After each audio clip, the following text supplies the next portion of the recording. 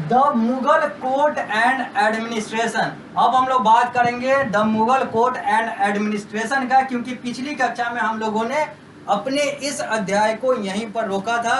यानी कि अब हम लोग इस कक्षा के माध्यम से इस अध्याय को आगे बढ़ाते हैं और बात सीधा शुरू करते हैं the Mughal court and administration का, यानी कि मुगल के न्यायालय और मुगल के प्रशासनिक व्यवस्था की अब हम लोग बात करेंगे। तो सबसे पहले बात कर लेते हैं द मुगल कोर्ट की।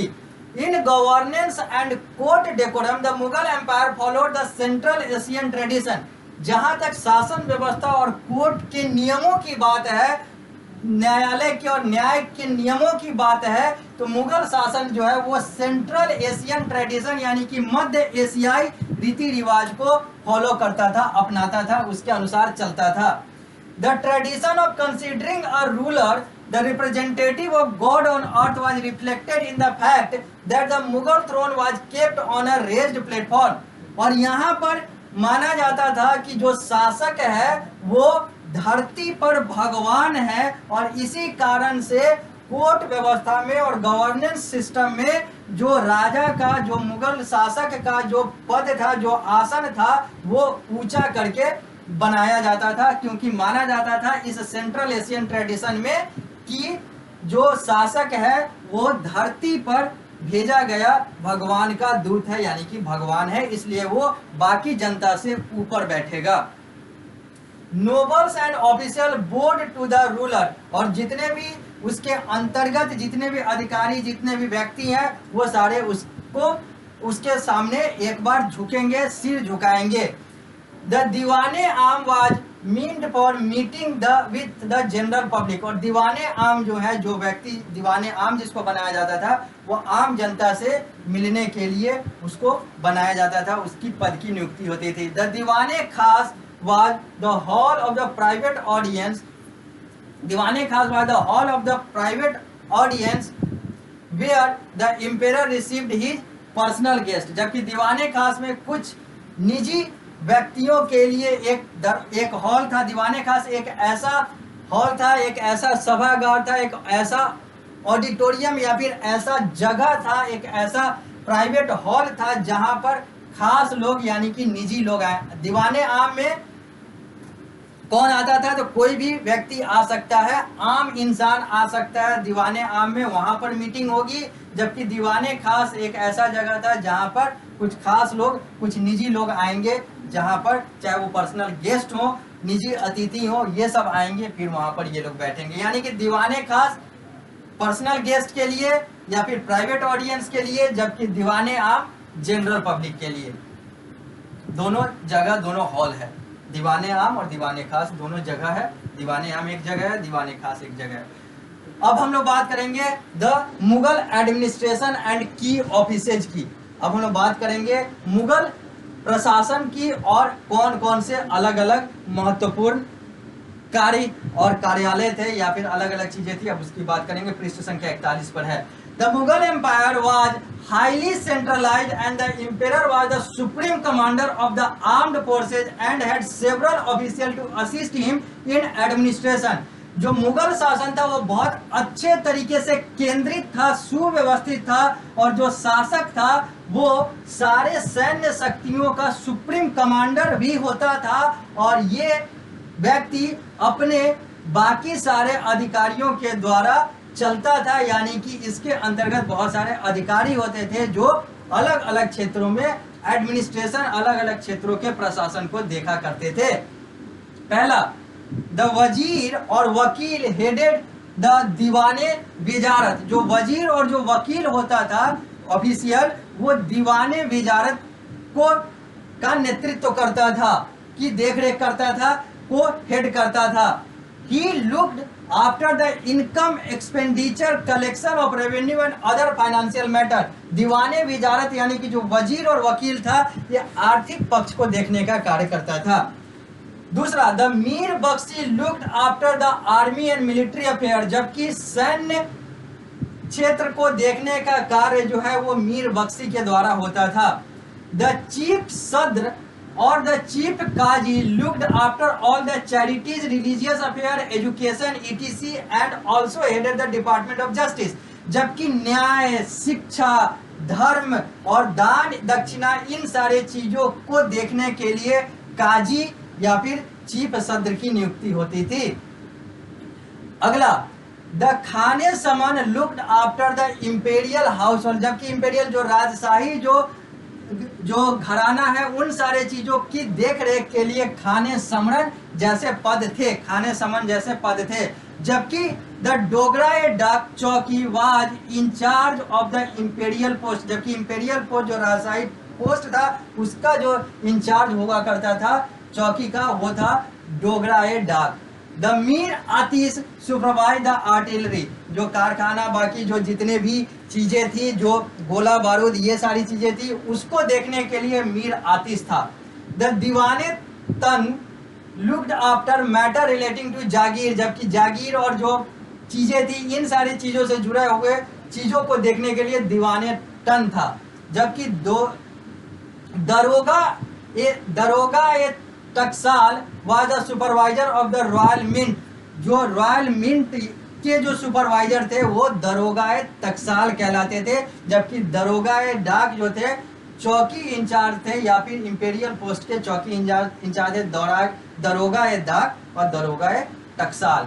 दरोगा Taksal supervisor of the royal mint, Daroga Dak Chowki was the charge of the imperial post. अब हम लोग बात करेंगे डिवीजन ऑफ द एम्पायर की, यानी कि ये जो शासन व्यवस्था थी, जो प्रशासन व्यवस्था थी या फिर ये जो साम्राज्य था वो कैसे डिवाइड था, कैसे विभाजित था। अब उस खंड की बात करेंगे हम लोग। 5 चीजें दी गई हुई है, लिखा हुआ है the kingdom was divided into subahs and provinces under the charge of subedar और गवर्नर। जो किंगडम था, जो साम्राज्य था, वो किस तरीके से विभाजित था, तो अलग अलग सूबा और अलग अलग प्रोविंस में डिवाइड था और इसके इंचार्ज जो हुआ करते थे उनको सूबेदार या गवर्नर कहा जाता था। द सूबाज वेयर सब डिवाइडेड इनटू सरकार, और जो सूबा था वो और भी अलग अलग सूबाज में अलग अलग चीजों में विभाजित था जिसको हम लोग सरकार कहते थे। यानी कि किंगडम जो था वो सूबा और प्रोविंस में डिवाइडेड था, सूबा जो था वो अलग अलग सरकार में डिवाइडेड थे। द सरकार वेयर सब डिवाइडेड इनटू परगना, जो सरकार था वो परगना में अलग अलग परगना मिलकर सरकार बनाते थे। जबकि Pargana consisted of number of village, जबकि बहुत सारे विलेज जो है वो मिलकर परगना बनते थे, यानी कि परगना भी डिवाइडेड था अलग अलग गाँवों में। The village administration was looked after by the panchayat, जबकि village administration was looked after by the panchayat, जबकि विलेज एडमिनिस्ट्रेशन यानी कि गांव का जो प्रशासन था वो पंचायत व्यवस्था के द्वारा नियंत्रित किया जाता था, देख रेख किया जाता था। अब हम लोग आगे बढ़ेंगे और बात करेंगे मनसाबदारी सिस्टम की, यानी कि अब हम लोग बात करेंगे एक नए प्रणाली की जो इस मुगल शासन में हुआ करता था, भारत वाले मुगल शासन में हुआ करता था। पृष्ठ संख्या 42 पर है हम लोग, आप लोग अपने पुस्तक में भी देख सकते हैं, सामने स्मार्ट बोर्ड के माध्यम से तो दिख ही रहा है। Mansabdari system, one of the most significant feature of Mughal administration is the mansabdari system. It was a refined form of iqta system. एक बहुत ज्यादा महत्वपूर्ण अगर बात करें मुगल शासन की तो उसमें मनसाबदारी प्रणाली, मनसाबदारी सिस्टम का बात आता है, जो कि कहा जाता है कि इक्ता सिस्टम का एक प्यूरिफाइड या फिर छना हुआ या फिर रिफाइंड फॉर्म था। मनसाबदारी सिस्टम में क्या होता था, या मनसाबदारी सिस्टम का है या मनसबदारी सिस्टम का है, तो इसमें अब क्या होता था, तो every officer was assigned a mansab and was called mansabdar.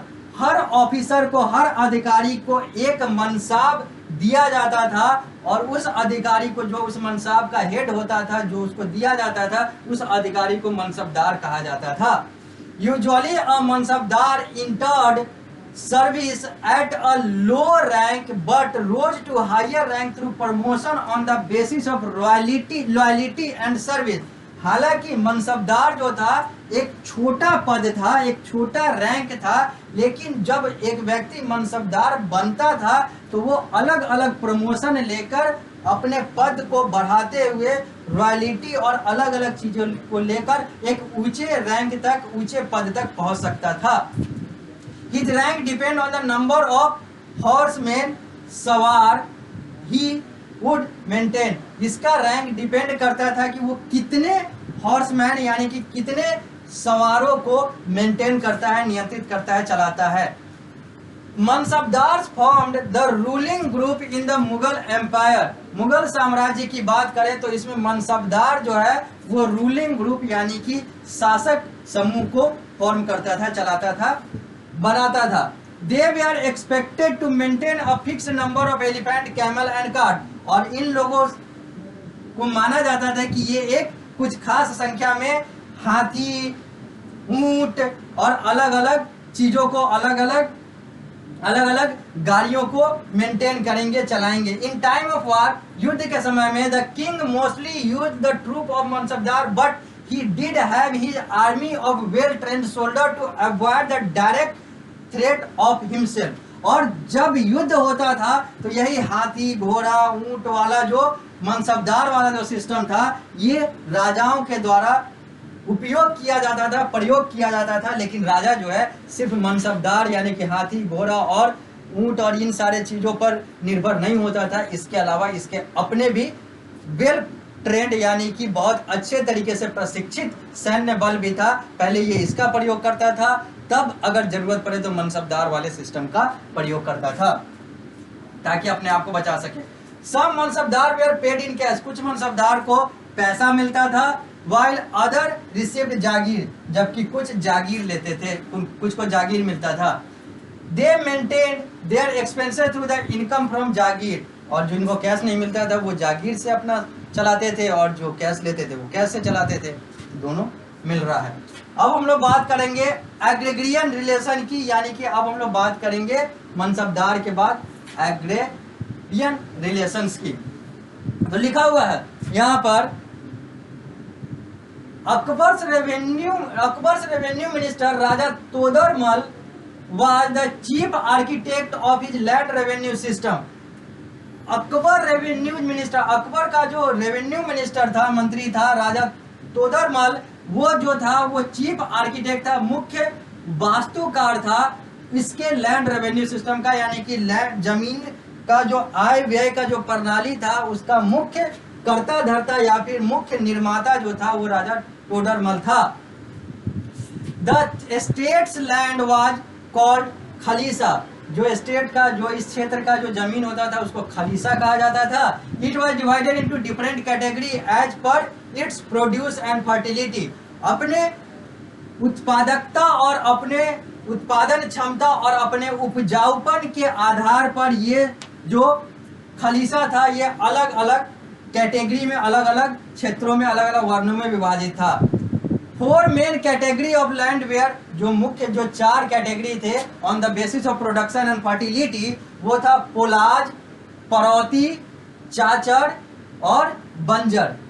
पोलज, परौती, chachar और banjar. Polaj was a category of fertile land which was always cultivated. Polaj का मतलब है वो कैटेगरी, वो जमीन जो उपजाऊ है और जो हमेशा वहां पर कुछ ना कुछ उपजाया जा सकता है। Parauti was land kept fallow uncultivated for 1 or 2 year to regain fertility, जबकि परौती जो है कुछ समय उस पर प्रोडक्शन किया जा सकता है, उसके बाद उसको छोड़ दिया जाता है 1 या 2 साल, ताकि उसमें फिर से उपजाऊपन आ सके। Chachar was land kept fallow for 3 to 4 year, जबकि छाछड़ 3 से 4 साल तक छोड़ा जाने वाला वो जमीन था ताकि वो फर्टिलिटी को हासिल कर सके। जबकि बंजर was the lowest quality of land, बंजर जो है वो सबसे निम्न गुणवत्ता वाला जमीन हुआ करता था, जो माना जाता था कि यहाँ पर कुछ भी नहीं उपज सकता है।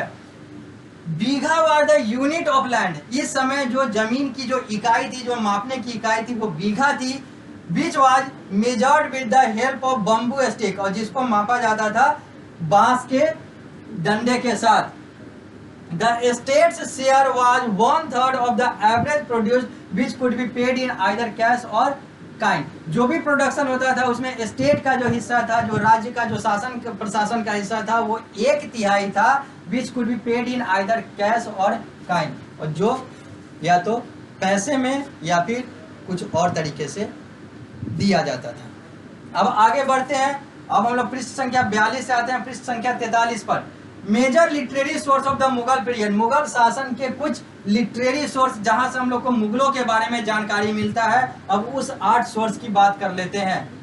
पहला है तुज्जु के बाबरी, बाबर्स ऑटोग्राफी रिटेन इन चागटे टर्किश। तुज्जु के बाबरी जो है वो बाबर का जीवनी है जो कि लिखा गया है चागटे टर्किश में। अगला है हुमायूं नामा, बायोग्राफी ऑफ हुमायूं। हुमायूं नामा बायोग्राफी है, जीवनी है हुमायूं का, जिससे हम लोग को मुगल शासन के बारे में जानकारी मिलती है। It was written by Humayun sister Gulbadan Begum on the request of Akbar. Akbar के कहने पर हुमायूं की बहन गुलबदन बेगम के द्वारा हुमायूं की बायोग्राफी जीवनी लिखी गई थी, जिसका नाम हुमायूं नामा था। Akbarnama and Ain-i-Akbari written by Abul Fazl. Akbarnama और एन अकबरी भी वो सोर्स है इंफॉर्मेशन का जिसके आधार पर हम लोग को मुगल शासन के बारे में पता चलता है, और इसका जो लेखक था वो अबू फजल था। The book give detail account of Akbar reign, और इसमें हम लोग अकबर के शासनकाल के बारे में जानकारी हासिल करते हैं।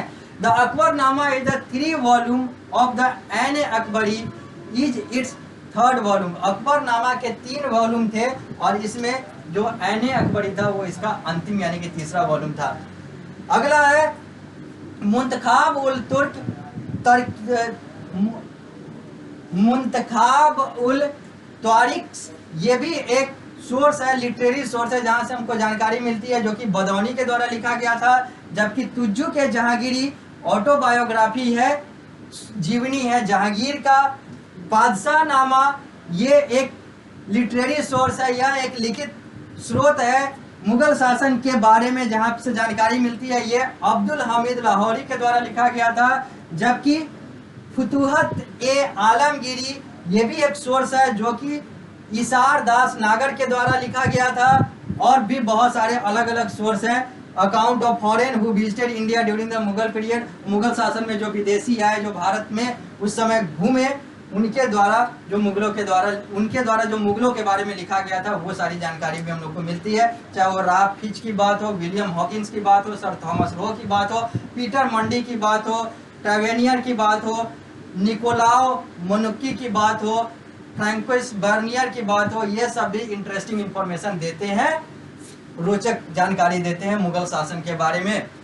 अब हम लोग बात करेंगे वर्ड ट्रेजर की, यानी कि कुछ 3 शब्दों की बात करेंगे जो लेखक और प्रकाशक को लगता है कि ये आप लोग को फिर से जानना बहुत ज़्यादा जरूरी है।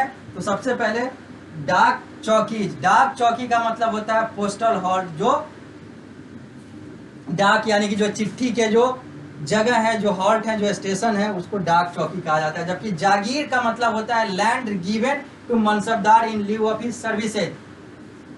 मनसबदार को जब जमीन दिया जाता है किसके बदले में, तो अलग अलग सेवाओं के बदले में, तो उसको जागीर कहते हैं। जबकि चागताय का मतलब होता है 1 of the 3 Turkish language group of Central Asia. Chagatai जो है ये एक टर्किश लैंग्वेज है, एक तुर्किश भाषा है सेंट्रल एशिया का, जो कि 3 भाषाओं में से एक भाषा, 3 तुर्किश भाषाओं में, सेंट्रल एशिया की 3 तुर्किश भाषाओं में से एक भाषा चागते है। और चागते का नाम इसलिए यहाँ पर आया है क्योंकि इसी चागते तुर्किश भाषा में तुज्जु के बाबरी यानी कि बाबर का ऑटोबायोग्राफी लिखा हुआ है। अब हम लोगों का यह अध्याय जो है वो समाप्त हो जाता है, यानी कि मुगल शासन के बारे में जो आप लोगों को पढ़ना था इस अध्याय में, इस चैप्टर में, इस क्लास 7 में PSBI के पाठ्यक्रम के अनुसार, यानी कि अपने बोर्ड के पाठ्यक्रम के अनुसार वो सारी चीज़ें कंप्लीट होती है। जब हम लोग अगली कक्षा में मिलेंगे तो वो अंतिम कक्षा होगा इस अध्याय का, इस चैप्टर का, जहां पर हम लोग बात करेंगे एक्सरसाइजेज का, क्वेश्चन आंसर का, जो आप लोगों को करना है। उसके बाद हम लोग उस कक्षा में इस अध्याय को समाप्त करेंगे। तो मिलते हैं अगली कक्षा, अंतिम कक्षा में इस अध्याय के।